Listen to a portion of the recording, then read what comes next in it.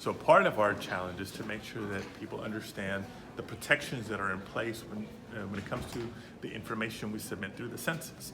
Federal law is in place and has been the case for a long, long time.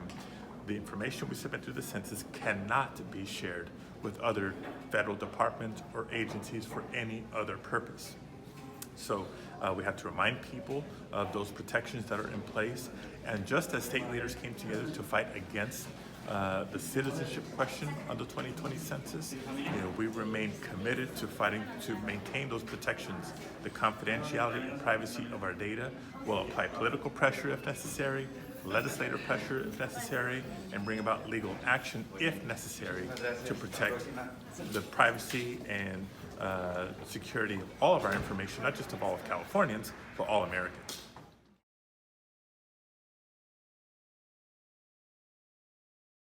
Achieving a fair and accurate count every 10 years is tough enough as it is. We know from prior experience that certain populations that it takes more effort to make sure people participate in the census. Maybe it's low-income areas, communities of color, of course, young people. Children are the most undercounted in California. That was the case 10 years ago in the census, and obviously immigrant families or immigrant communities we have to work extra hard to make sure people participate. If you put all that together, 70% of Californians are considered hard to count, so you have to work extra hard. And that's especially the case here throughout the Central Valley, because we're a very diverse community. And so that's why it's important for the state to invest in census outreach and education. We have an unprecedented investment at the state level, $180 million statewide. That's more than 6 times what we spent 10 years ago and 20 years ago combined. But it's not just state officials trying to spread the word. We have to work in partnership, and that's what we're doing here today.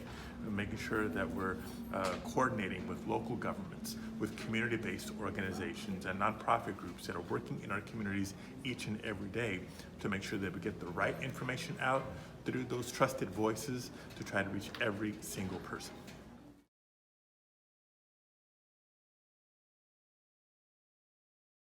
So yes, at the governor's request, I serve as the chair of the California Complete Count Committee, but my day job is California Secretary of State. And it's just one example, right?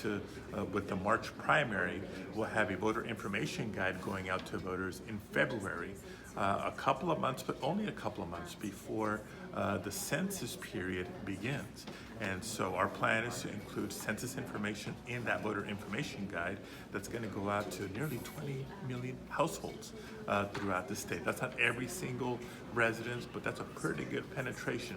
Just one example of what one state agency can do to help spread the word on the census. And so our goal is to have every state department or agency do what they can to help spread the word. Every county, every city, every school district help spread the word. Every community-based organization, every foundation, and even employers. There's something we can all do to help spread the word and assist residents in participating in the 2020 census.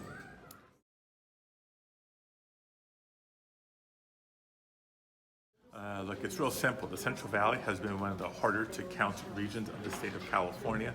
So if you're wondering or you're worried why our communities might not receive the level of funding for education, for healthcare, for housing, for infrastructure that we deserve, we need everybody to participate in the census, because that's how we get our fair share of federal dollars, at least, and making sure that we have our fair level of representation in Congress as well.